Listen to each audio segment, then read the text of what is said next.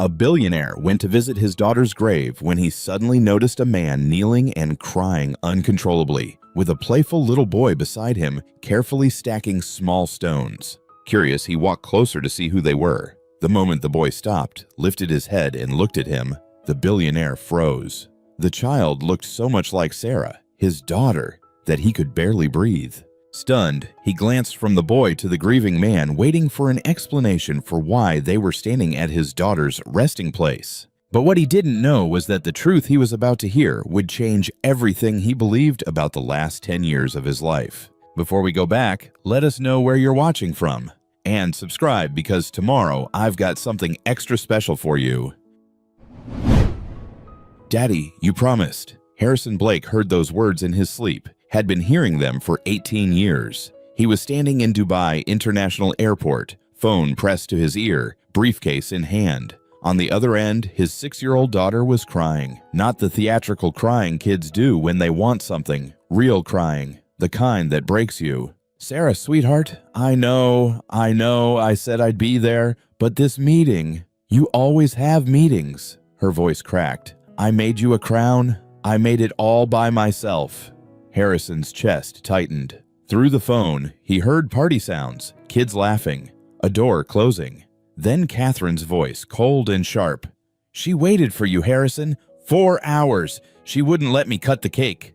Kat, I'll make it up to her. No, you won't. Because you never do. The line went dead. Harrison had boarded his flight, made his deal. $200 million. Everyone had congratulated him. He'd sent an expensive dollhouse. Sarah never played with it. Now, 18 years later, Harrison's eyes snapped open at 3 a.m. Same time. Every October 14th, he sat up in his king-sized bed, alone. The sheets were Egyptian cotton, changed twice a week. The penthouse was silent except for the hum of the city 63 floors below. Everything in his world was glass and steel and perfect angles. Nothing warm, nothing alive. His hands were shaking. Harrison Blake's hands never shook, not when he signed billion-dollar deals, not when he faced down investors or rivals or anyone who thought they could take what was his. But every year on this day, his hands remembered what it felt like to fail. He stood, walked to his closet, pulled out a simple black suit. No tie, no flash. He dressed in the dark, moving through motions he'd repeated for 10 years. Outside, Manhattan glittered like broken glass. At 3:47 a.m., Harrison took the private elevator to the parking garage. His Mercedes S-Class sat waiting, black and immaculate. He slid behind the wheel, started the engine, and drove into the empty streets. 2 hours to Greenwood Cemetery, 2 hours to prepare himself to face what he'd lost. The highway was dark, nearly empty, just Harrison and a few long-haul trucks. He drove in silence. No radio, no distractions, just his thoughts and the road. His phone buzzed. Tokyo. He ignored it. It buzzed again. London. He turned it off. For 364 days a year, Harrison Blake belonged to Blake Enterprises. He built empires, destroyed competitors, made grown men sweat in boardrooms. But today, October 14th, today he belonged to his dead daughter. The sky was starting to lighten when he pulled off the highway. Small towns, gas stations, the kind of America Harrison never saw from his tower. He'd built half the Manhattan skyline, but he'd forgotten what grass looked like, what real trees looked like, not the manicured ones in corporate plazas. Greenwood Cemetery appeared as the sun broke the horizon. Old iron gates, rolling hills, oak trees older than his company. Sarah's grave was on a hill under a massive oak. She'd always loved trees.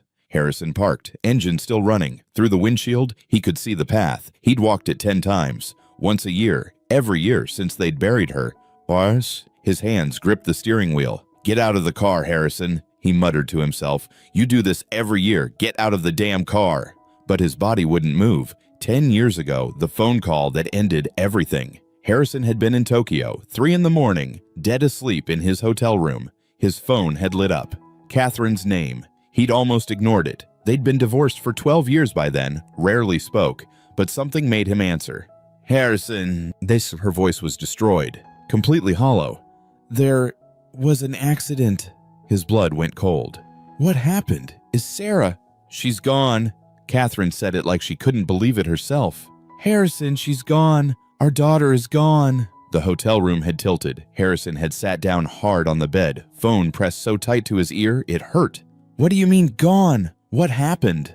Car accident. The bridge was slick. The driver lost control. Sarah was... Catherine's voice broke. She was in the passenger seat. They said it was instant. She didn't suffer. Harrison's mouth moved, but no sound came out. I need you to come home, Catherine whispered. Please, I need you to come home now. He'd caught the next flight. 17 hours of staring at the seat in front of him, unable to cry, unable to think, unable to do anything but breathe. 24 years old. Sarah had been 24 years old. Harrison finally turned off the engine. The silence was absolute. He reached to the passenger seat, picked up the single red rose he'd bought at a 24-hour bodega. Same as every year. 1 rose. That was the ritual. He got out of the car. The morning air was cold, sharp. Fall in New York. Sarah's favorite season. You always smelled like cinnamon in the fall, Harrison said to the empty parking lot. His voice sounded strange. He rarely talked to himself, rarely talked to anyone about anything real. He started walking. The path wound up the hill between old graves and older trees. His footsteps were loud on the gravel. Too loud. Everything was too loud. Sarah's headstone came into view. Simple, elegant. Catherine had chosen it. Sarah Marie. Blake beloved daughter, sister, friend, forever in our hearts. Harrison stopped 20 feet away. His chest was tight. His throat was closed. This was always the hardest part. Getting close. Admitting she was really here. Really gone. Hey, sweetheart, he whispered. It's me. I'm here. I came back just like I always do. He took 3 more steps. Then he heard it. Crying. Real crying. Raw and broken and human.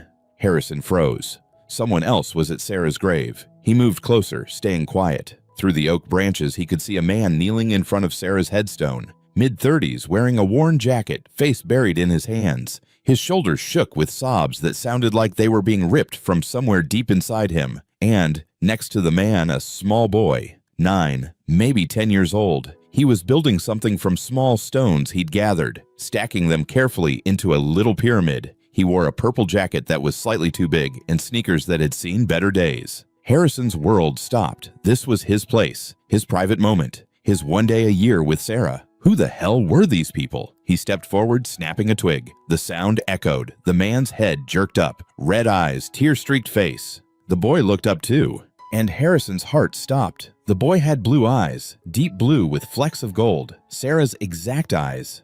Who are you? Harrison heard himself say. His voice came out rough, demanding. This is my daughter's grave. The man stood slowly, wiping his face with his sleeve. He looked at Harrison with something like recognition. I know who you are, Mr. Blake. His voice was steady despite the tears. I'm Marcus, and this... He put his hand on the boy's shoulder. This is Henry. The boy stared at Harrison with those impossible, familiar eyes. Hello, Henry said quietly. His voice was small but clear. Are you here to visit my mom too? The world tilted. Harrison looked at the man, at the boy, at Sarah's grave, back to the boy. What did you just say?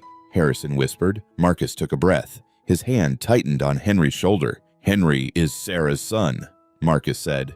Your grandson. The red rose fell from Harrison's hand. Harrison couldn't move, couldn't breathe. The words echoed in his head like they were being shouted in an empty stadium. Your grandson. That's not possible. His voice came out flat, dead. Sarah didn't have a son. I would have known. Someone would have told me. Marcus didn't flinch. She did, and she didn't tell you because she knew you wouldn't approve. Approve of what? Harrison's hands clenched into fists. What the hell are you talking about? Henry picked up another stone, adding it to his little pyramid. His hands were steady, like he'd heard this conversation before, like none of this surprised him. Marcus looked down at the boy, then back at Harrison. Can we talk? Not here. Henry, buddy, can you give us a minute? I'm okay, Henry said. He didn't look up from his stones. I know you're going to tell him about Dad. Harrison's head was spinning. Dad, who? My best friend, Marcus said quietly. Adrian Cole. He was Sarah's boyfriend. They were together for 3 years. They were going to get married. The ground felt unsteady beneath Harrison's feet. He looked at Sarah's headstone, at the dates carved in stone. Born. Died. Nothing about a boyfriend. Nothing about a baby. I don't understand, Harrison said. Sarah was 24 when she died. If she had a son, he'd be 9, Marcus finished. Henry just turned 9 in August. Sarah was pregnant when she died. She had him 2 months before the accident. Harrison's legs gave out. He sat down hard on the grass. Expensive suit be damned. His brain was trying to process information that didn't make sense. 2 months, he repeated. She had a baby 2 months before she died, and nobody told me. Nobody told you because you weren't there to tell. Marcus's voice was gentle but firm. Mr. Blake, when's the last time you actually spoke to Sarah? Really spoke to her? Harrison opened his mouth, closed it. His mind went blank. When had he last spoken to her? Christmas, he said finally. 2 years before she died. We had lunch. She seemed fine. She wasn't fine, Marcus said. She was miserable. She told me about that lunch, said you spent the whole time on your phone. She left after 40 minutes. The words hit like physical blows. Harrison remembered that lunch, vaguely. Some restaurant in Midtown. Sarah had ordered salad. He'd taken 3 calls during the meal. She'd said it was fine. She'd smiled. She said it was fine, Harrison said weakly. She lied, Marcus said. She was good at lying to you. She'd had a lot of practice. Harrison looked up at him. Who are you? Why do you know all this? Marcus sat down on the grass across from him. Henry continued stacking stones between them, creating a small barrier. Adrian was my best friend since we were kids, Marcus said. Sarah met him at a coffee shop in Brooklyn. He was a carpenter, made furniture, custom pieces. He wasn't rich, wasn't flashy, just a good guy who loved your daughter. A carpenter. Harrison heard the disdain in his own voice and hated himself for it. Yeah, Marcus said, and now there was an edge to his tone. A carpenter. Someone who actually showed up. Someone who remembered her birthday. Someone who didn't cancel on her every time work got busy. That's not fair, isn't it? Marcus leaned forward. Sarah told me everything, Mr. Blake. Every missed birthday, every canceled dinner, every time you promised to be there and weren't. She said you loved her, but you loved your buildings more. Harrison's throat was burning. I gave her everything. Private schools, college tuition, anything she wanted, except yourself. Marcus's voice cracked. She didn't want your money. She wanted her dad. And when she finally gave up trying, she found Adrian, and he gave her what you never did. He was there. Henry placed the last stone on his pyramid. It balanced perfectly. He looked at it with satisfaction. Then it looked at Harris's. My dad proposed to Mom on the Brooklyn Bridge, Henry said. His voice was matter-of-fact, like he was reciting a story he'd been told many times. He made the ring himself, silver. Mom said it was the most beautiful thing anyone ever gave her. Harrison couldn't speak. This child, his grandson, was talking about his mother with such clarity, such love. She was happy, Henry continued. She told Uncle Marcus she was so happy she felt like she was dreaming. And then I was born, and she said I was the best thing that ever happened to her. Uncle Marcus? Harrison looked between them. Adrian was my brother, Marcus said. Not by blood, but in every way that mattered. When Henry was born, Sarah asked me to be his godfather. I was at the hospital. I held him 20 minutes after he came into the world. Where is he? Harrison's voice was hoarse. Where's Adrian? Marcus's face crumpled. Fresh tears spilled down his cheeks. He was driving, Marcus whispered. The night of the accident, he was driving. Harrison's blood went cold. My sister Elena was in the car too, Marcus continued. She'd had 1 glass of wine at dinner. Just 1. The roads were slick. It was raining. Adrian took a turn too fast on the bridge, and the car hydroplaned. They hit the guardrail. The car flipped. Henry had stopped playing with stones. He was staring at his hands. Sarah was in the passenger seat, Marcus said. Elena was in the back with Henry in his car seat. The impact. His voice broke. Sarah and Elena died at the scene. Adrian died in the ambulance. Henry survived without a scratch, just screaming in his car seat surrounded by... Marcus couldn't finish. He covered his face with his hands. Harrison felt like he was drowning. How did I not know any of this?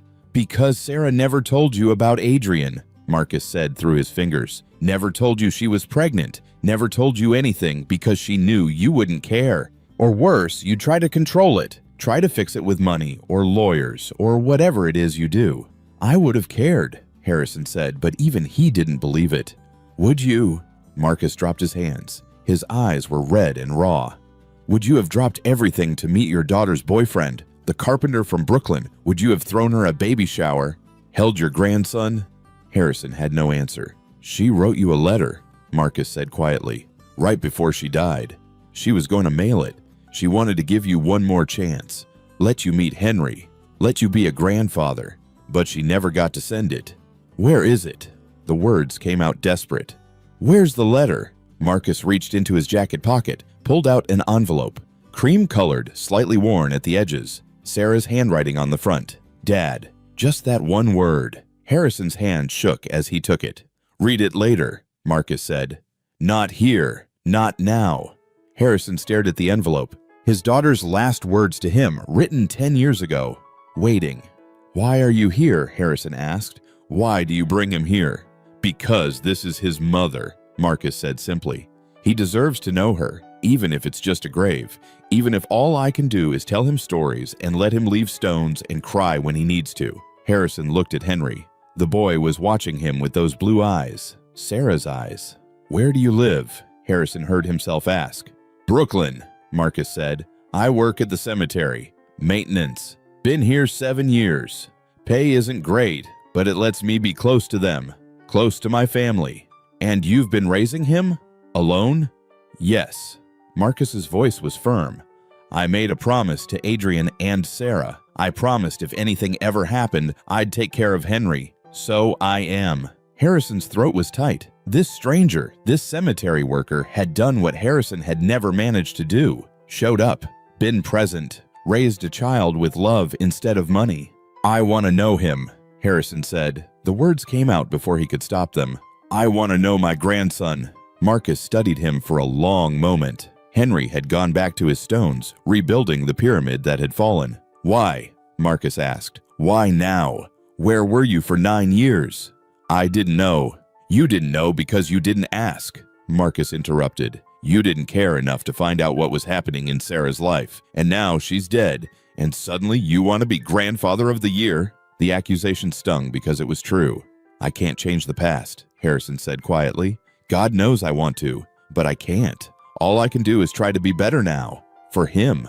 Marcus looked at Henry, who was humming softly to himself as he played. He's been through enough, Marcus said. Lost his parents. Lost everything. I'm not letting you hurt him just because you feel guilty. I don't want to hurt him, Harrison said. I just want to know him. That's all. Please. Marcus stood up, brushing grass off his jeans. I need to think about it. This isn't just about you and your feelings. This is about what's best for Henry. I understand, Harrison said, though every part of him wanted to argue, wanted to demand, wanted to use his power and influence to force this. But something in Marcus's steady gaze told him that approach would destroy any chance he had. Henry looked up. Uncle Marcus, can we go get pancakes now? You promised. Yeah, buddy. Marcus's face softened instantly. We can go. Henry stood, dusting off his hands. He walked over to Harrison, who was still sitting on the grass, and held out a small stone. This is for you, Henry said. You can put it on Mom's grave if you want. That's what I do, so she knows we were here. Harrison took the stone. It was smooth and warm from Henry's hand. His vision blurred. Thank you, he managed. Henry smiled. It was Sarah's smile, the same crooked grin she'd had as a little girl. You look sad, Henry observed. Adults get sad a lot. It's okay to be sad. Then he turned and took Marcus's hand. They started walking down the path toward the parking lot. Harrison sat frozen, holding the stone. He watched them go. This man who'd done everything right, and this boy who had Sarah's eyes and Sarah's smile and Sarah's kindness. His grandson. He had a grandson. Harrison didn't know how long he sat there. The sun rose higher. Birds sang. Other people came to visit other graves. He didn't move. Finally, he placed the stone on Sarah's headstone, added the red rose beside it. His hands were steadier now. I'm sorry, he whispered to the carved letters. Sarah, I'm so sorry. I failed you. I failed you every single day, and I didn't even see it until it was too late. The stone said nothing. The dead didn't answer. But I have a chance now, he continued. A chance to do better, to be better, for him, for Henry. I don't know if I deserve it. I know I don't, but I'm asking anyway. Help me, please. Help me not screw this up." The wind rustled through the oak leaves. Harrison stood, knees protesting. He was 54 years old, and for the first time in decades, he felt it. He walked back to his car like a man in a dream, got in, sat in the driver's seat. The envelope was still in his hand. Dad Harrison's fingers trembled as he opened it. The paper inside was lined, torn from a spiral notebook. Sarah's handwriting filled both sides. He recognized it immediately. She'd always written in blue ink, always made her A's with a little flourish. "Dear Dad, I don't know if you'll ever read this. I don't know if I'll ever have the courage to send it, but I need to write it anyway. I need to say these things, even if you never hear them. I'm 24 years old, and I have a son. His name is Henry. He's 2 months old, and he's perfect. He has your eyes, well, my eyes, which I got from you. He has Adrian's hands, long and graceful. He laughs in his sleep. Isn't that amazing? A baby who laughs in his sleep. You don't know about Henry. You don't know about Adrian. I never told you because I was scared, not of you being angry. I stopped caring about that years ago. I was scared you'd try to fix it, try to make it fit into your world of deals and bottom lines and strategic advantages. Adrian isn't rich. He's a carpenter. He makes furniture in a workshop in Brooklyn. He proposed with a ring he made himself because he couldn't afford a diamond. And you know what? It's the most beautiful thing I've ever owned because he made it with his hands, because he spent 3 weeks getting it perfect, because he loves me. That's what I needed, Dad. Not money, not opportunities, just someone who loved me enough to be there, to show up, to remember my birthday without his assistant reminding him. I used to think it was my fault, that I wasn't important enough, wasn't interesting enough, wasn't worth your time. But I know now that it was never about me. It was about you. Your choices, your priorities, and I'm angry about that. I'm so angry I could scream, but I'm also tired of being angry. It's exhausting, and life is too short. I have a baby now, and suddenly I understand how precious time is, how quickly it goes. So I'm writing this to tell you that I'm done waiting for you to change. I'm done hoping you'll suddenly become the father I needed, but I'm also writing to give you one last chance. Henry is your grandson. He's family. And if you want to know him, really know him, not just send expensive gifts and show up once a year, then I'm willing to let you try. But you have to try, Dad. Really try. No more last-minute cancellations. No more phone calls during dinner. No more choosing work over family. I'm moving to a cabin upstate, somewhere quiet, somewhere Henry can grow up with trees and clean air, somewhere far from your world. Adrian and I are getting married in the spring. Small ceremony, just friends. You're invited. If you want to come, if you want to meet your grandson and my future husband and be part of our life, but only if you're ready to actually be present. I hope you are, Dad. I really do, because despite everything, I still love you. I just don't like you very much right now, and I want Henry to have a grandfather. Every kid should have that. So this is your chance. One more chance. What you do with it is up to you. Love, Sarah. P.S. Henry's middle name is Harrison. I thought you should know that. Harrison read the letter 3 times, then a 4th. His tears fell on the paper, smudging the ink. She'd named her son after him. After everything he'd done, or failed to do, she'd still given her baby his name. Henry Harrison Cole, his grandson. Harrison pulled out his phone with shaking hands. He'd turned it off earlier. Now he powered it on and scrolled through contacts until he found the one he needed. The phone rang twice before a gruff voice answered. "Blake, Jesus, it's early. What do you need?" "Frank," Harrison said. His voice was rough. "I need you to find someone for me. Marcus Cole, works at Greenwood Cemetery. Get me everything. Address, financial records, employment history, everything." "Sure, but why?" "Just do it. I need it by tonight." "Tonight?" "Harrison, I don't care what it costs. I need this information now." Okay. Give me until 5. Harrison hung up. He sat in the parking lot of Greenwood Cemetery, holding his dead daughter's letter. And for the first time in years, he let himself cry. Really cry. Not the silent tears he'd shed in hotel rooms. Full, ugly, broken sobs that shook his entire body. He cried for Sarah, for the father he'd never been, for the years he'd wasted, for the letter he'd never received, for the grandson he'd never known existed. He cried until there was nothing left. Then he wiped his face, started the car, and drove back to Manhattan. He had work to do. By 5 p.m., Frank had delivered. A folder appeared on Harrison's desk via courier. Inside was everything about Marcus Cole's life, laid out in black and white. Harrison read it like a man studying a contract. Every detail mattered. Marcus David Cole, 36 years old, born in Queens, no college degree. Worked various jobs before landing at Greenwood Cemetery 7 years ago. Annual salary, $38,000. No criminal record. No debt beyond a small student loan he'd co-signed for his sister, Elena, who died in the accident. Current residence, a 2-bedroom apartment in Crown Heights. Rent, $1,800 to $1,800 a month.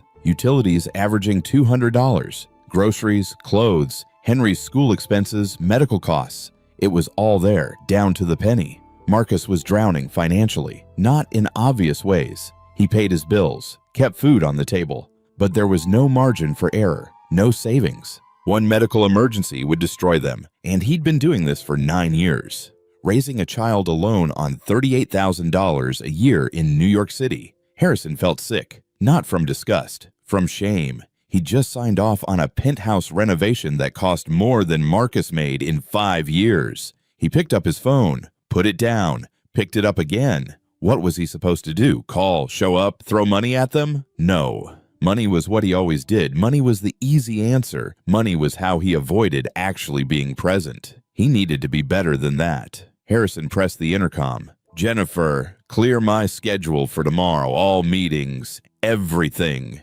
His assistant's voice crackled through, surprised. "Everything. Mr. Blake, you have the Singapore?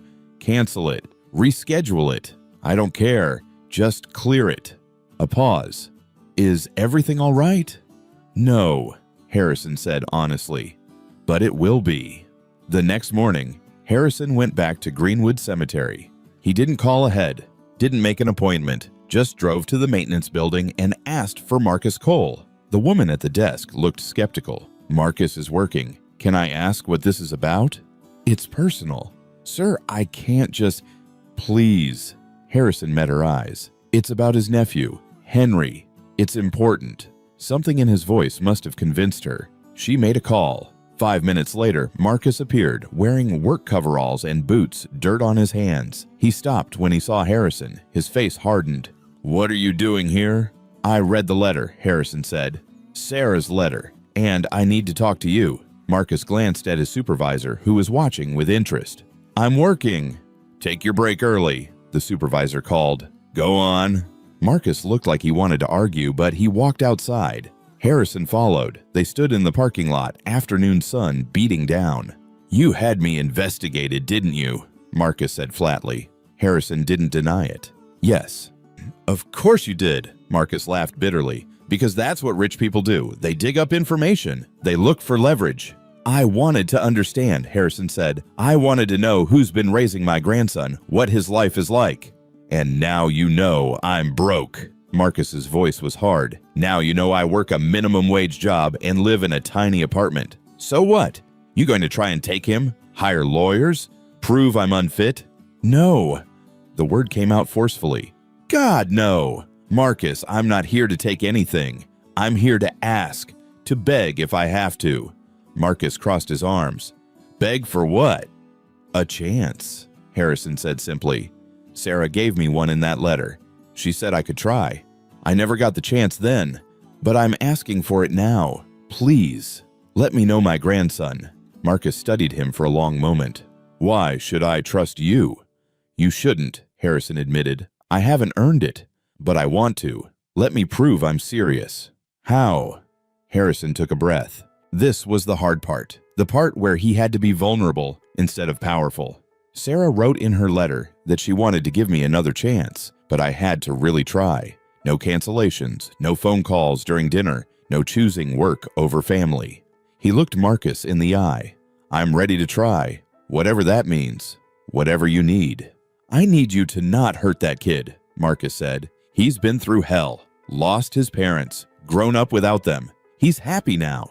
He's a good kid, smart, kind, funny, and I won't let you mess that up because you feel guilty."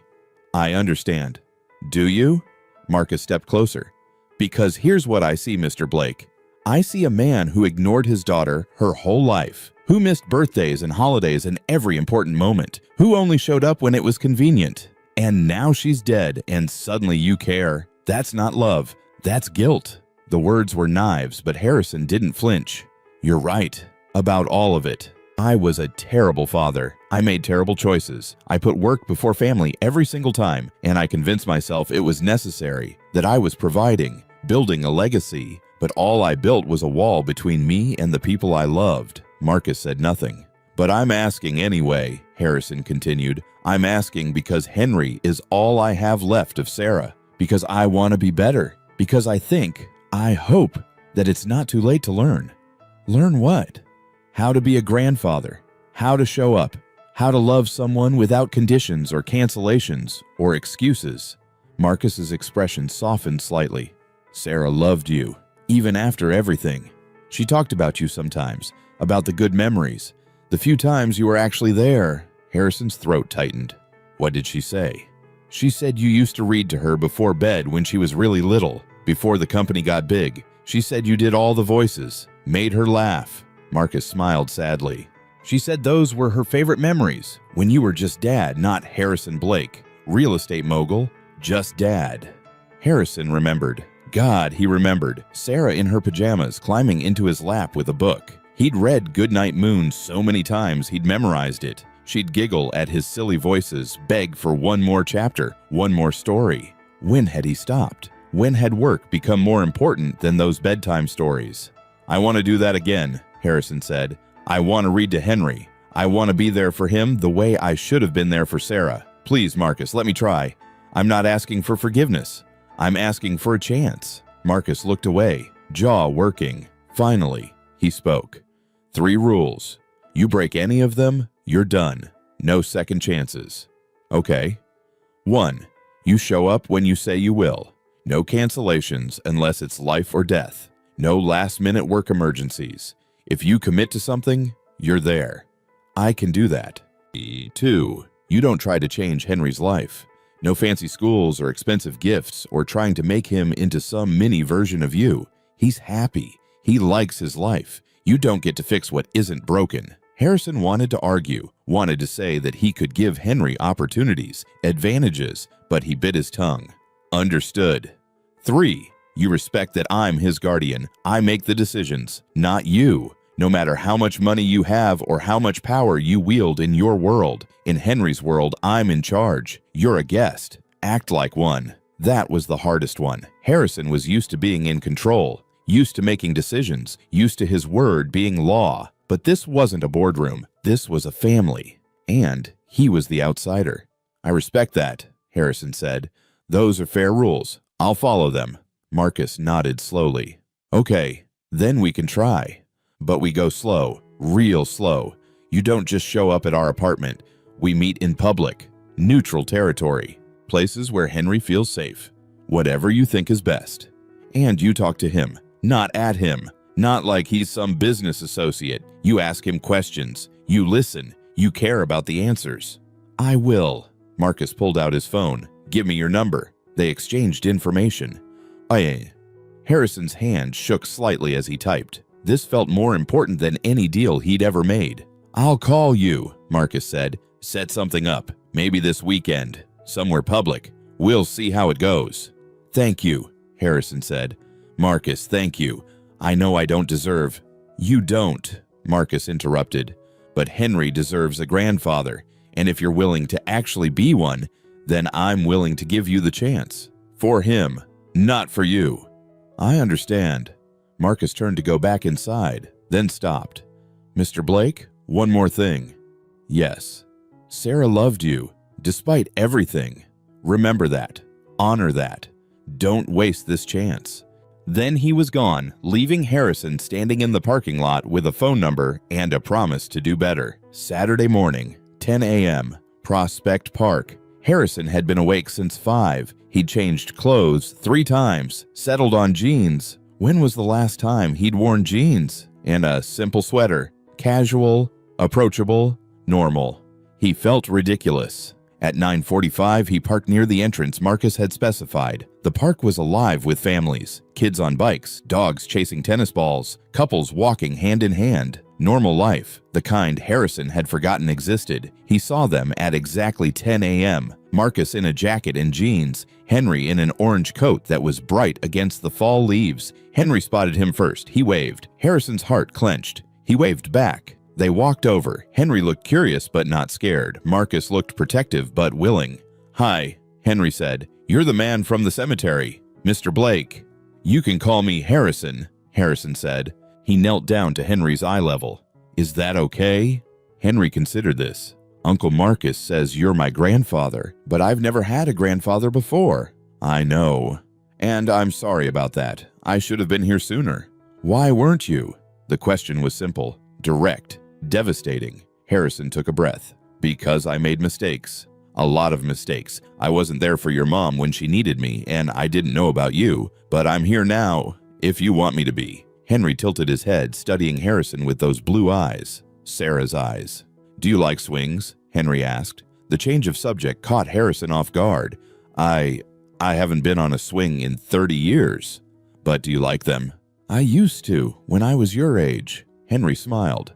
"Come on, I'll show you the good ones." He took off running toward the playground. Marcus and Harrison followed at a walk. "He's testing you," Marcus said quietly, "seeing if you'll play, if you're safe." "What should I do?" "Just be present. That's all. Don't overthink it." The playground was crowded, kids everywhere. Henry went straight to the swings, climbing onto one. "Can you push me?" he called. "Uncle Marcus has a bad shoulder. He can't push very high." Harrison approached the swing. It had been decades since he'd done this. Decades since he'd pushed Sarah on swings just like these. He placed his hands on Henry's back and pushed gently. "Higher!" Henry called. Harrison pushed harder. Henry swung up, legs kicking out. "Higher!" Again. Henry went higher, laughing now. The sound was pure joy. Harrison pushed again and again, finding a rhythm. Henry's laughter rang out across the playground. Other parents smiled. Kids shouted. The world was bright and alive and full of possibility. And Harrison felt something crack open in his chest, something that had been frozen for years. "This is fun!" Henry shouted. "Push me to the sky!" "To the sky," Harrison agreed. His voice was thick. He pushed. Henry soared. And for the first time in a decade, Harrison Blake felt like maybe, just maybe, he could be something other than a failure. Maybe he could be a grandfather. 2 weeks later, Marcus agreed to bring Henry to Harrison's penthouse. The decision came after 4 more park meetings, each one easier than the last. Henry had started calling him Grandpa Harrison, tentatively at first, then with more confidence. But Marcus had been clear on the phone. 1 hour, that's it. And if Henry gets uncomfortable, we leave. No arguments. Understood, Harrison had said. Now they stood in the private elevator, rising 63 floors. Henry's face was pressed against the glass wall, watching the city shrink beneath them. "Whoa," he breathed. "We're so high up. Are we going to the clouds?" "Almost," Harrison said. His hands were sweating. He'd had his housekeeper clean everything twice, remove anything too expensive or fragile, make it look less like a museum and more like a home. It hadn't worked. The penthouse was still cold, still glass and steel. The elevator doors opened directly into his living room. Henry stepped out, eyes going wide. "This is where you live?" His voice echoed in the vast space. "It's bigger than our whole building." Marcus's jaw tightened. Harrison saw the discomfort on his face, the reminder of the enormous gap between their worlds. "It's too big," Harrison said honestly. "I've always thought so, just never knew what to do about it." Henry walked to the floor-to-ceiling windows. Manhattan sprawled below, tiny cars and tinier people. "You can see everything from here. It's like being a bird." "Your mom used to say that too," Harrison said softly. "When she was little, I brought her here once. She said she felt like she could fly." Henry turned, interested. "Mom was here?" "A few times. Not enough." Harrison gestured to the hallway. "Would you like to see something? Something that belonged to her?" Marcus nodded permission. Henry followed Harrison down the hall to a door Harrison rarely opened. His home office, but not the working one. This was different, smaller, personal. He opened the door. Inside, the walls were covered with photographs. Sarah at every age. Baby pictures, school photos, a few candid shots from holidays and birthdays Harrison had actually attended, and in the corner, a wooden chest. "Is that a treasure box?"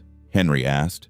Sort of, Harrison said. He knelt beside it, hands shaking slightly as he opened the lid. These are things your mom made, things she loved. I kept them all. Inside were Sarah's art projects from elementary school, her terrible pottery from middle school, sketchbooks filled with drawings, a worn copy of the Velveteen Rabbit with crayon marks on the pages, a small stuffed lion with one eye missing. Henry reached in carefully, like the items might break. He pulled out a sketchbook, opened it. She was really good at drawing, he said, flipping through pages of landscapes, portraits, designs for buildings that existed only in Sarah's imagination. She wanted to be an architect, Harrison said. Did you know that? Uncle Marcus said she was going to college for it. She was. Harrison pointed to one drawing, a small cabin by a lake surrounded by trees. She drew this one over and over, said it was her dream house, where she'd live when she had a family. Henry traced the lines with his finger. It looks nice, peaceful. It does. Henry flipped more pages, stopped. His breath caught. On the page was a pencil sketch of a baby, just lines and shading, but clearly a baby, sleeping peacefully, and in Sarah's handwriting at the bottom, my son, my dream. She drew me, Henry whispered. Before I was born, she drew me. Harrison looked over his shoulder. He'd never seen this page before, never looked through all the sketchbooks. His vision blurred. She was so excited to meet you, Harrison said. She told Marcus that, said you were the best thing that ever happened to her. Henry touched the drawing gently. I wish I remembered her. Uncle Marcus tells me stories, but I was too little. I don't remember her voice or her face, just pictures. Marcus, standing in the doorway, wiped his eyes quickly. Harrison pulled out another item from the chest, a small necklace with a silver lion pendant. She wore this every day in high school, said it made her brave. Can I hold it? Harrison placed it in Henry's palm. The boy closed his fingers around it. Why a lion? Henry asked. Because of the book, Harrison said, picking up the Velveteen Rabbit. There's a lion in this story. A wise, old stuffed lion who tells the rabbit what it means to be real. Your mom loved that part. She said being real meant being loved, even when you're scared or broken or not perfect. Hey, Henry looked at the book, then at the necklace, then at the drawing. She was real. Yes, Harrison said, she was very real. They sat on the floor for 20 minutes, Henry exploring the memory box while Harrison told stories. Some happy, some sad. All true. Finally, Marcus cleared his throat. Henry, buddy, we should probably go. It's almost dinner time. Already? Henry looked disappointed. You can come back, Harrison said. The words came out before he could stop them. He looked at Marcus. If that's okay. If you want to. Marcus hesitated. We'll see. As they stood to leave, Henry hugged the sketchbook to his chest. Can I borrow this? I'll be really careful. I just want to look at her drawings. Harrison's throat tightened. You can keep it. It should be yours. Really? Really? Henry's face lit up. Then, without warning, he threw his arms around Harrison's waist. The hug was quick, awkward, perfect. Thanks, Grandpa Harrison, he said. This was nice. Not scary like I thought. Scary? Harrison knelt down. You were scared to come here. A little, Henry admitted. Uncle Marcus said you were really rich and important. I thought you might be mean, but you're not. You're just sad. The observation was so simple, so honest. It took Harrison's breath away. I am sad, he admitted. But seeing you makes me less sad. Is that okay? Henry nodded seriously. Yeah, you make me less sad too, because you loved Mom, and now you're here. After they left, Harrison stood in his empty penthouse. It felt different now, less like a tomb, more like it had potential, like maybe it could be a place where people actually lived instead of just existed. He picked up his phone and called his housekeeper. Maria, I need you to do something for me. Convert the guest bedroom, make it kid-friendly, paint, decorations, whatever a 9-year-old boy would like. I don't care what it costs, just make it warm. 3 days later, Harrison's phone rang at 9 p.m. Marcus's name on the screen. Hello? We need to talk. Marcus's voice was tight. Can you come over? Harrison's stomach dropped. Is Henry okay? He's fine. Just, can you come now? I'll be there in 30 minutes. Harrison grabbed his keys and drove to Crown Heights. He'd never been to their apartment. Marcus had made it clear that space was private, but now he was being invited. No, summoned. The building was old but well maintained. Harrison climbed 3 flights of stairs, found apartment 3B, knocked. Marcus opened the door. He looked exhausted. "Come in."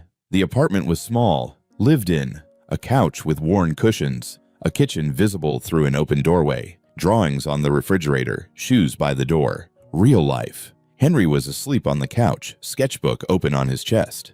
"He fell asleep looking at Sarah's drawings," Marcus said quietly. "He's been looking at them every night since you gave him the book." "That's not why you called me here," Harrison said. "No." Marcus sat down heavily at the small kitchen table, gestured for Harrison to sit. "I got a call today, from work. They're promoting me to crew supervisor, 8,000 more a year, better hours, benefits. That's good news." "Is it?" Marcus looked at him sharply. "Did you have anything to do with this?" Harrison kept his face neutral. "Why would I?" "Because you're Harrison Blake. Because you probably looked into my financial situation and decided to fix it. Because that's what rich people do. They pull strings and throw money around and pretend they're helping." "I didn't pull any strings," Harrison said honestly. "I made a call to confirm you were a good employee. That's all. Someone asked if I knew you. I said yes. I said you were reliable and hardworking. Nothing more. Someone asked if you knew me." Marcus's voice was flat. "Someone from the cemetery?" "The owner. We've done business together. He's developing a property near Greenwood. He called to talk about permits. Your name came up. He mentioned the promotion. I said you deserved it." "And that's all?" "That's all." Harrison met his eyes. "I didn't buy you the job, Marcus. You earned it. I just confirmed what they already knew, that you're good at what you do." Marcus studied him for a long moment. Then his shoulders sagged. "I'm sorry. I'm protective. Of Henry. Of our life. I don't want your money changing things." "I understand, but Marcus, I need you to understand something too." Harrison leaned forward. "I'm not trying to buy my way into Henry's life. I'm not trying to fix everything with money. But I also can't pretend that money doesn't exist. And if me making one phone call, one honest reference, helps you provide better for Henry, then I'm not going to apologize for it. It feels like charity. It's not. You worked at that cemetery for 7 years. You earned this promotion. I just didn't stand in the way of you getting it." Marcus was quiet. Finally, he nodded. Okay, I believe you. Good. But I need you to promise me something." "What?" "No more surprises. If you're going to do something that affects us, anything, you tell me first. No secret phone calls. No mysterious opportunities. We talk about it. Agree?" "Agreed." Marcus relaxed slightly. He got up, moved to the refrigerator, pulled out 2 beers, handed one to Harrison. "I never thanked you," Marcus said, sitting back down. "For being decent. For not trying to take him away or control everything. I expected that. Expected you to be like what Sarah described. But you're different than I thought." "I'm trying to be," Harrison said. "I don't know if I'm succeeding." "You are." Marcus took a drink. "Henry talks about you. He asked me yesterday if we could invite you to his school concert. It's next Friday. Nothing fancy. Just the elementary school band murdering some simple songs. But he wants you there." Harrison's chest tightened. "I'll be there. He plays recorder. He's terrible at it." Marcus smiled slightly. "But he practices every day. He takes it seriously." "I'll be there," Harrison repeated. "Front row." "Middle row," Marcus corrected. "Parents sit in the middle. Front row is for teachers." "Middle row, then." They drank their beers in comfortable silence. Henry snored softly on the couch. "He looks like her when he sleeps," Harrison said. "He does. Sometimes it hurts to look at him. Sometimes it's the only thing that keeps me going." Harrison understood that. Both parts. "Can I ask you something?" Harrison said. "Sure." "Why did you do it? Take him in, raise him. You were what, 27 when the accident happened? You could have had your own life." Marcus looked at Henry. "He is my life. He was Adrian's son. Adrian was my brother in every way that mattered. And Sarah," his voice caught. "Sarah was family too. How could I not take care of their son?"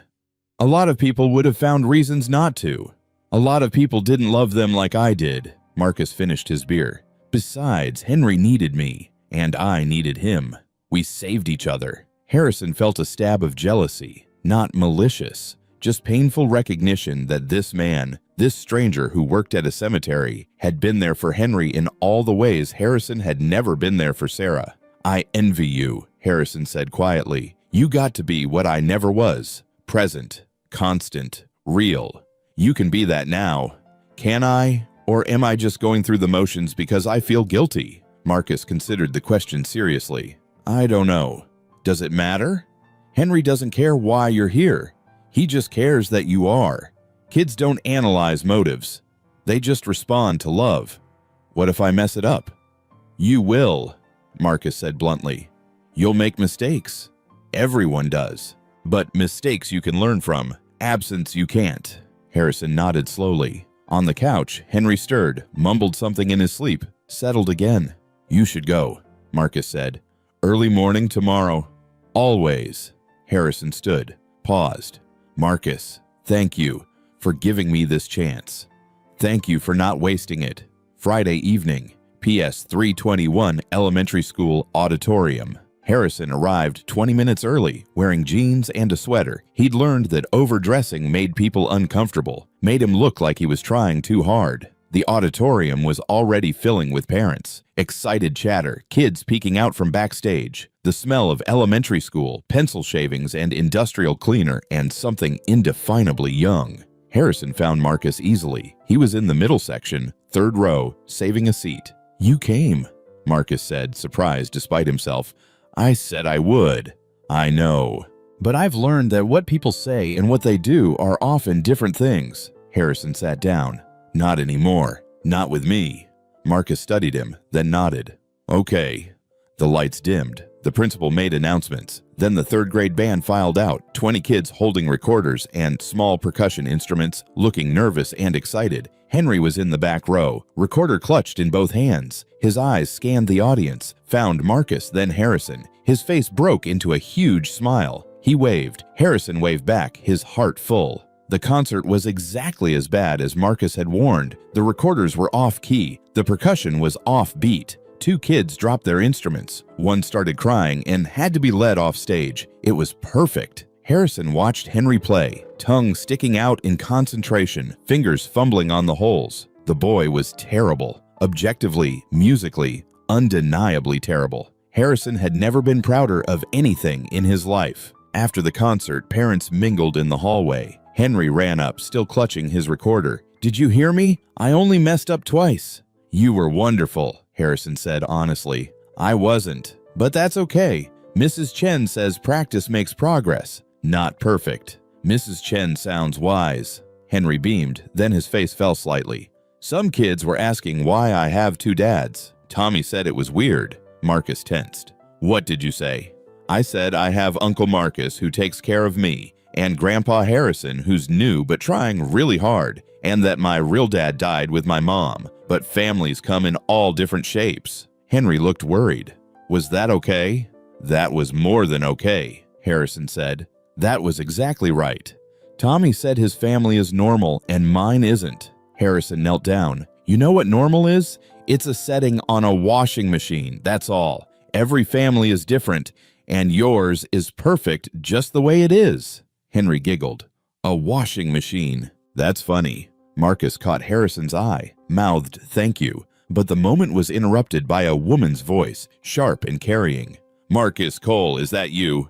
They turned. A woman in expensive clothes was striding toward them, designer purse swinging. Late 40s, blonde, coldly beautiful. Marcus's face went pale. Mrs. Foster. I thought that was you, and this must be Henry. She smiled, but it didn't reach her eyes. My, he's gotten big. How old now? 9? Yeah, Henry said quietly. He moved closer to Marcus. Mrs. Foster was Elena's friend, Marcus said tightly. From before. I was more than a friend, the woman said. Elena and I were sorority sisters, stayed close after college. She talked about you all the time, Marcus, and the baby she was helping raise. Such a tragedy. Harrison's instincts, honed from decades of business negotiations, were screaming. This woman was dangerous. It's nice to see you, Marcus said, not meaning it. But we should go. Of course, I'm sure you're busy. Mrs. Foster's gaze slid to Harrison. Recognition flickered. Wait, you're Harrison Blake. The Harrison Blake. I am. And you're here because… She looked between them, calculating. Oh my God, you're the grandfather, aren't you? Sarah's father. Elena mentioned you once. Said you didn't even know about the baby. Marcus's hand tightened on Henry's shoulder. That's personal information, Harrison said coolly. Not for public discussion. Public? Darling, this is practically a human interest story. Estranged billionaire grandfather discovers he has a grandson being raised in poverty by the family's friend. It's very Hallmark. We're not in poverty, Marcus said. Of course not. I didn't mean to imply, but her tone said otherwise. I'm just surprised. Harrison Blake at an elementary school concert.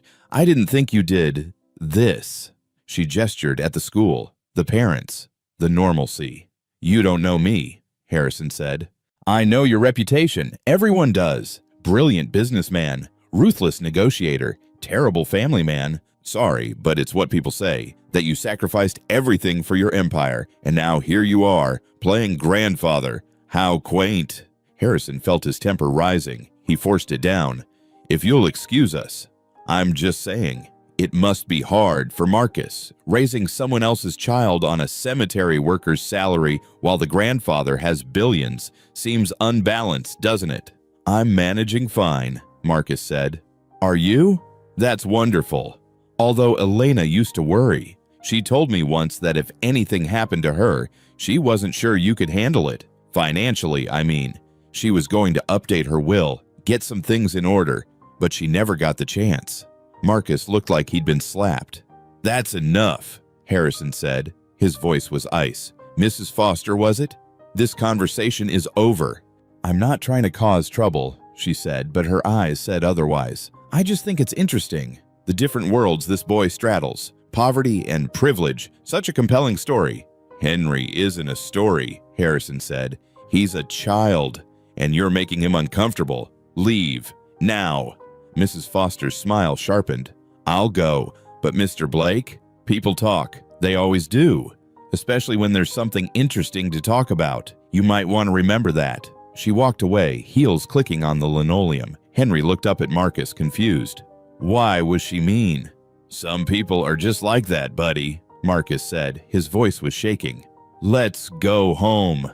In the parking lot, Marcus leaned against his car, head in his hands. She's going to talk, he said. She's going to tell people, and then everyone will know. Everyone will have opinions. Let them, Harrison said. Who cares? I care. Henry cares. He just told me kids are already asking questions. What happens when they find out his grandfather is Harrison Blake? When they learn about the money, the power? He'll never be normal again. He's not normal now, Harrison said gently. He's special. He's survived things most kids can't imagine. He's kind and smart and resilient. That's not normal. That's extraordinary. But he wants to be normal. He wants to fit in. He will. Kids are adaptable. They'll adjust. Will they? Marcus looked at him. Or will they treat him different? Use him? Hurt him because he's connected to you? Harrison had no answer for that. Henry was in the car, waiting, looking worried. I don't know, Harrison admitted. But we'll figure it out. Together. That's what families do. Are we? Marcus asked quietly. A family? I think we're becoming one. Marcus nodded slowly. Okay. But Harrison, no more public outings for a while. We need to keep this quiet. Let Henry adjust before the world finds out. Agreed. But as Harrison drove home, he had a sinking feeling. Mrs. Foster had already set something in motion, and he wasn't sure any of them were ready for what came next. The article appeared 4 days later, page 6 of the New York Post. Small, but deadly. Billionaire's secret grandson, Harrison Blake, Manhattan real estate mogul, recently discovered he has a 9-year-old grandson being raised in Brooklyn by a cemetery worker. Sources say Blake had no knowledge of the child's existence until recently. The boy's mother, Blake's estranged daughter Sarah, died 10 years ago in a car accident. Questions arise about why Blake remained absent from his grandson's life and what role, if any, he'll play now. Harrison read it 3 times. His coffee went cold. His phone started ringing. Reporters, gossip columnists, business associates asking questions. He ignored them all and called Marcus. "Have you seen it?" Marcus asked immediately. "Yes. Reporters came to Henry's school. They took pictures. The principal had to call security. I'm sorry." "Sorry doesn't fix this." Henry came home crying because kids were pointing at him, calling him the poor boy with the rich grandpa. One kid asked if he was going to be a prince now. Harrison closed his eyes. "I'll fix it." "How?" "You can't unring this bell." "I can try. Let me handle this." "This is exactly what I was afraid of," Marcus said. "Your world contaminating ours, making everything complicated." "Marcus, I need to go. Henry needs me." The line went dead. Harrison sat in his office, surrounded by glass and steel and money that suddenly felt worthless. He'd built an empire, crushed competitors, won every battle that mattered in business. But he was losing the only war that actually counted. His phone rang again. This time, a number he hadn't seen in 4 years. "James," Harrison answered, heart pounding. "Hello?" "Is it true?" His son's voice, older, harder, but still his son's voice. "Do you have a grandson? Sarah's son?" "Yes." Silence. Then, "And you didn't tell me. I had to read about my nephew in the goddamn Post?" "James, I was gonna call." "When?" "After you got him all settled? After you decided if he was worth your time? Like you did with Sarah? That's not fair." "Isn't it? Dad, you have a grandson. My nephew. Sarah's son, and I'm finding out from a gossip column. Do you have any idea how that feels?" Harrison had no defense. "You're right. I should have called you. I should have told you immediately." "Why didn't you?" "Because I was ashamed. Because I didn't know how to tell you that I failed Sarah so completely that she never even told me she was pregnant, that she died, and I didn't know she had a child, that I've missed 9 years of his life." James was quiet for a moment. "What's his name?" "Henry. Henry Harrison Cole." "She named him after you?" "Yes." "Jesus." A shaky breath. "What's he like?" Harrison's throat tightened. "He's wonderful. He's smart and kind, and he has Sarah's eyes. He plays recorder terribly. He builds stone pyramids at her grave. He laughs at bad jokes. He's everything I never got to see in Sarah when she was growing up because I was too busy being important. I want to meet him." "James, I'm serious. He's my nephew. He's family. And I've already missed 9 years. I'm not missing more." Harrison felt something crack open in his chest. Hope. Terrifying and fragile. "I'll have to ask Marcus. He's Henry's guardian. He makes the decisions." "Then ask him. Please, Dad, give me a chance to do this right, to be better than we were." "We?" "I wasn't there for Sarah either. I was angry at you, and I punished her by extension. I was a terrible brother. Let me try to be a good uncle." Harrison couldn't speak for a moment. "I'll ask. I'll call you back." "Okay, Dad." "Yes." "Don't screw this up. For once in your life, put family first." Harrison drove to Brooklyn that evening. Didn't call ahead, just went. Marcus answered the door, surprised. "What are you doing here?" "Can we talk?" "Please."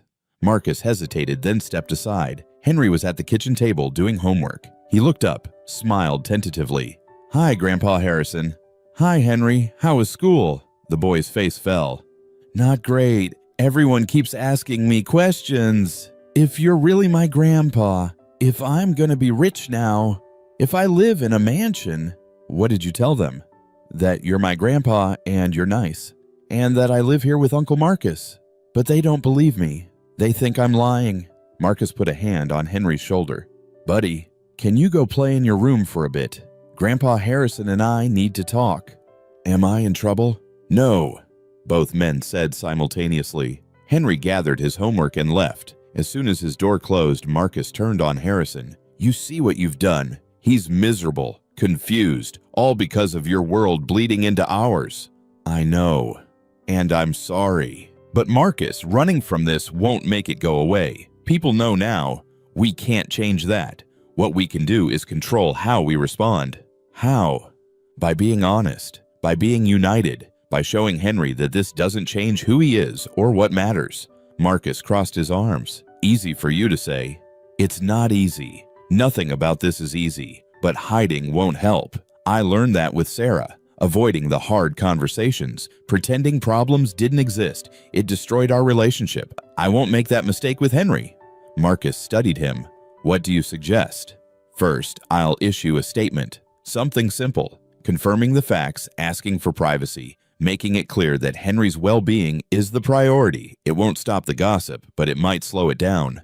And second," Harrison took a breath, "my son called me. James. He wants to meet Henry." Marcus went very still. "Sarah's brother." "Yes, he read the article. He's angry I didn't tell him sooner. But he wants to be part of Henry's life, if you'll allow it." "Another Blake," Marcus said quietly. "Another complication. Or another family member," Harrison countered. "Someone else who loved Sarah. Someone who wants to know her son. What if he's like you were? Absent, unreliable." "He might be, but he's asking for the chance to try. Same as I did, and you gave me that chance. Will you give him one too?" Marcus walked to the window, looked out at the Brooklyn street. Cars passing, people walking dogs, normal life that felt increasingly distant.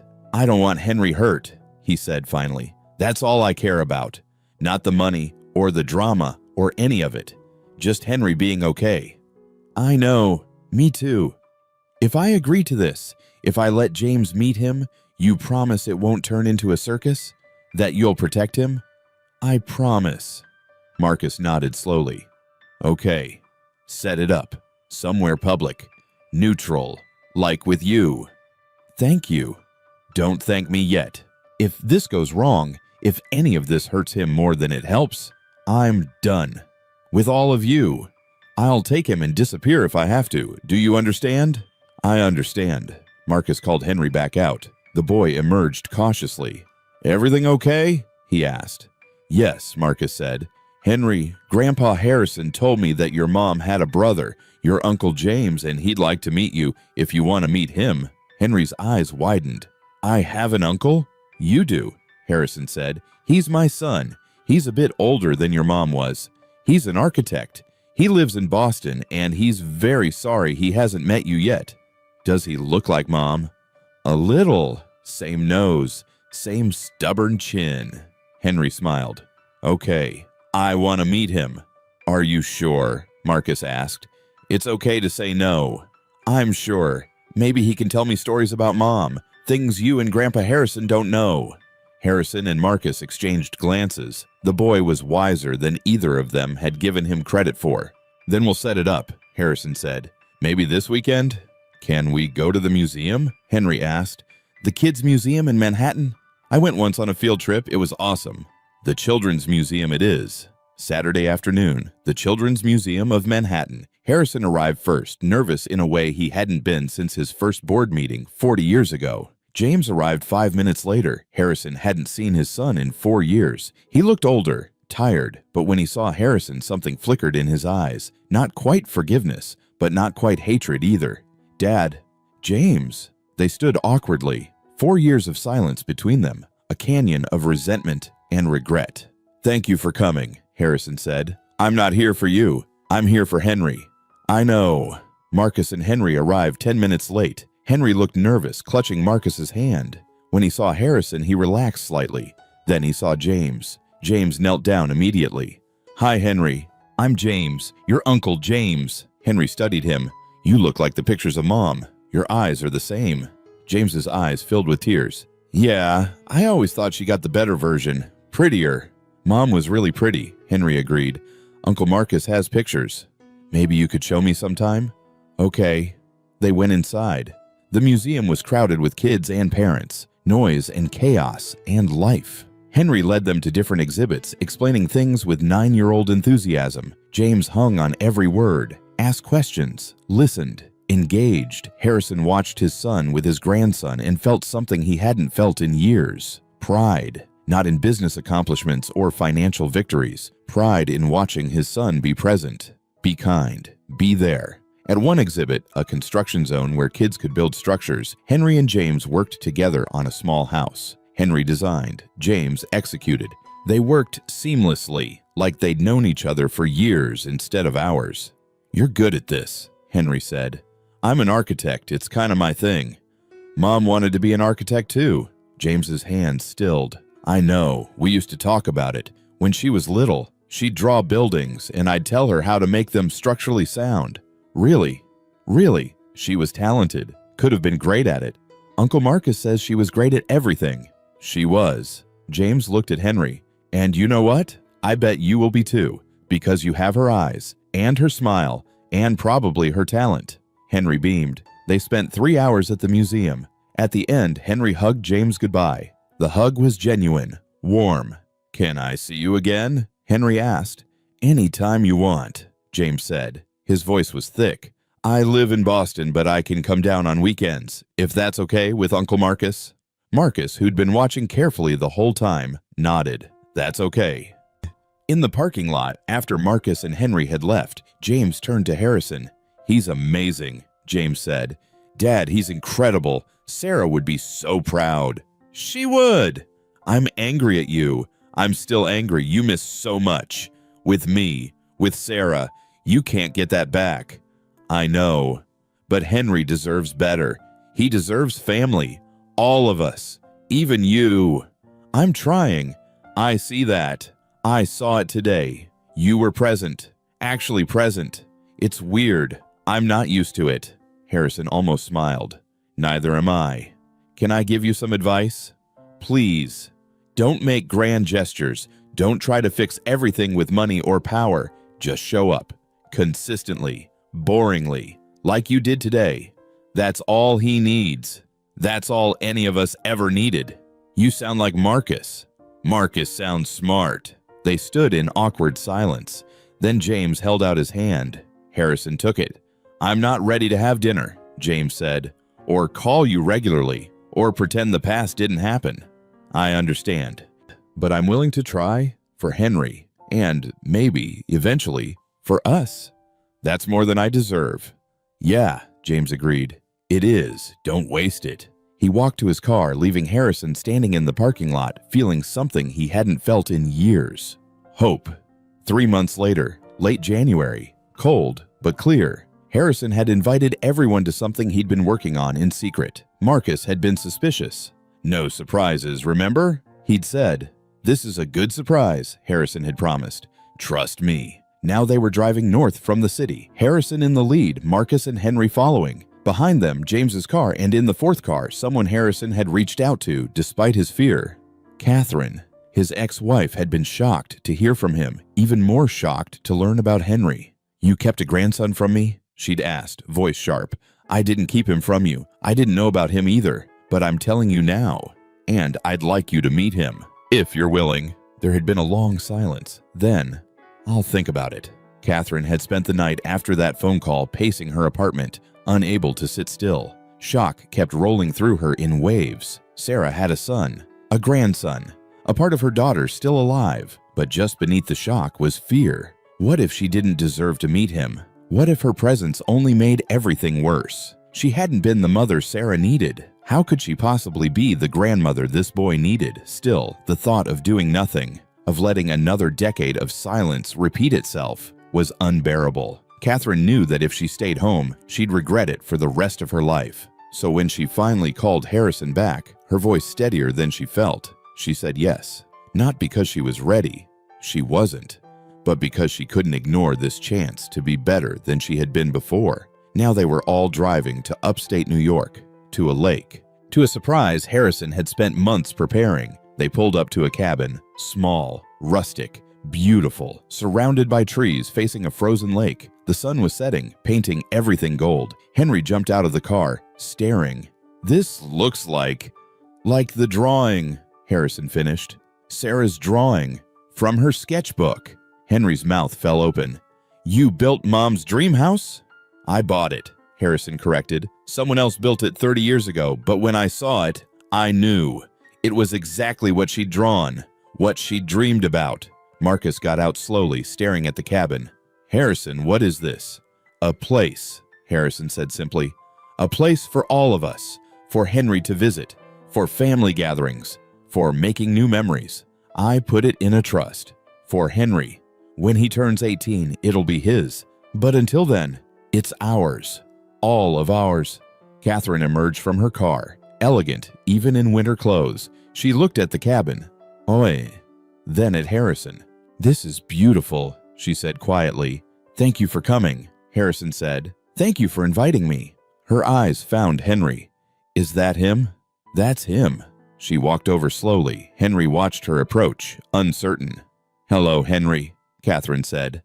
I'm Catherine. I was your mom's mother, which makes me your grandmother, if you'll have me. Henry looked at Marcus, who nodded encouragement. Hi, Henry said. Did you know my mom when she was little? I did. I knew her for her whole life, and I have so many stories to tell you, if you'd like to hear them. I would. Catherine's face crumpled. She knelt down, and Henry, with the easy affection of children, hugged her. She held him tight, crying silently. James stood with Harrison watching. You did good, Dad. I'm trying. No, you did it. This. He gestured at the cabin, at Catherine and Henry, at Marcus standing protectively close, at all of them together. This is family, real family. Sarah would love this. Yet inside, the cabin was warm. Harrison had hired people to prepare it. A fire in the fireplace, hot cider on the stove, food for dinner. They spent the evening together, all of them. Marcus told stories about Henry's early years. Catherine shared memories of Sarah as a child. James talked about Sarah's architectural dreams. Harrison mostly listened, contributing when asked, but mainly just present. Henry sat on the floor by the fire, surrounded by family, and looked happy, really happy. At one point, he came over to Harrison. Grandpa Harrison, thank you. This is the best present anyone ever gave me. You're welcome, buddy. Can I ask you something? Anything. Why now?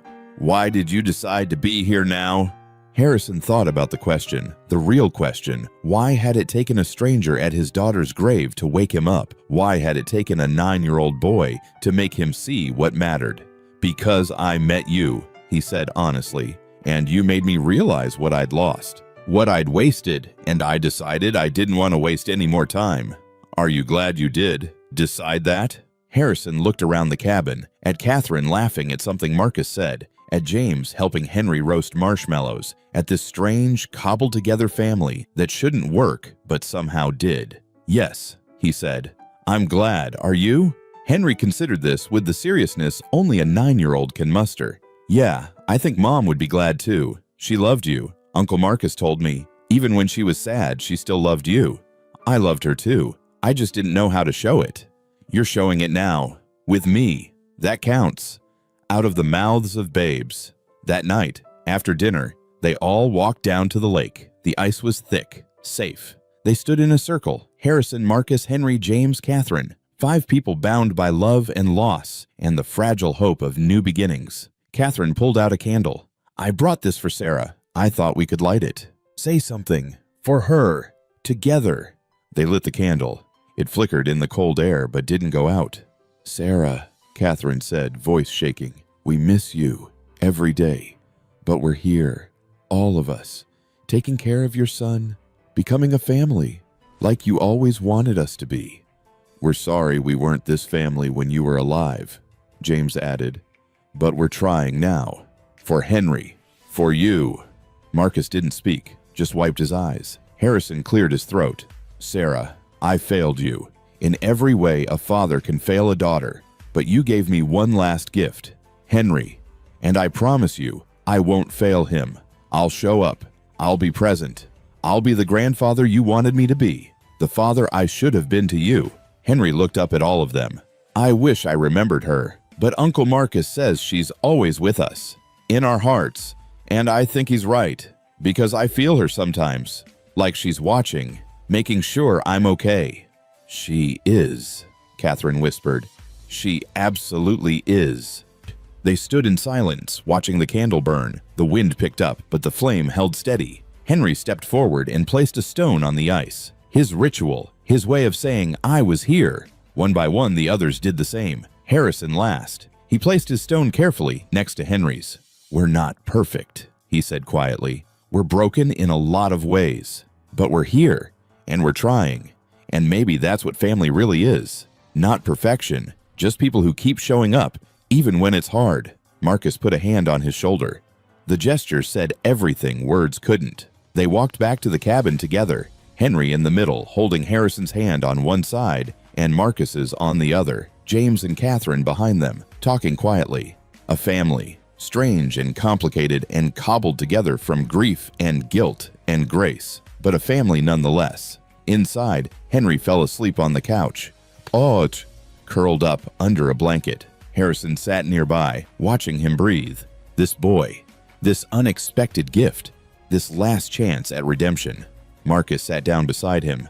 You did good today. Thank you for letting me, for giving me the chance. Thank you for taking it, for being who Henry needed. I'm still learning.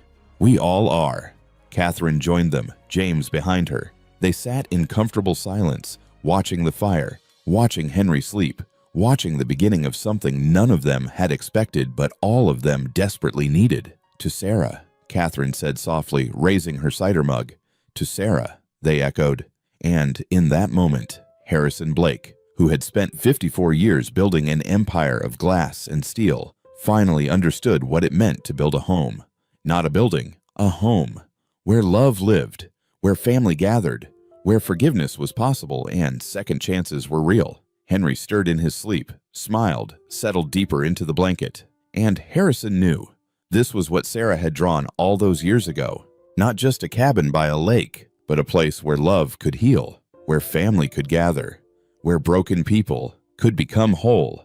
Her dream had come true, just not the way anyone expected. But maybe that was the point. Maybe dreams never come true exactly as we imagine them. Maybe they come true in the ways we need them most. Harrison looked at his grandson, his son, his ex-wife, the man who'd raised the boy he'd never known existed.